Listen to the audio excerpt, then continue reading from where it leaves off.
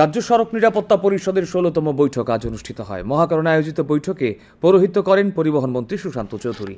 বৈঠকে রাজ্য পুলিশের মহানির্দেশক, স্বাস্থ্য সচিব সহ পরিবহন ও পুলিশের আধিকারিকরা উপস্থিত ছিলেন। বৈঠক শেষে পরিবহন মন্ত্রী জানান, দুর্ঘটনা কমাতে শীঘ্রই আরও একটি নতুন প্রকল্পের সূচনা হচ্ছে। প্রকল্প বাস্তবায়নের বিভিন্ন বিষয় নিয়ে আলোচনা হয়েছে বলে তিনি জানান।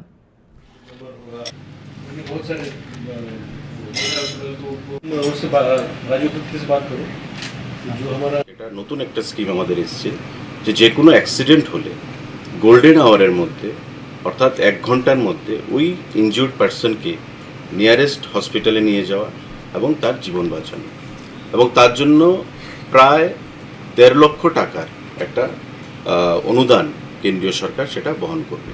কিন্তু তার কিছু প্রসেস রয়েছে, সেই প্রসেসটাকে ফলো করতে হবে।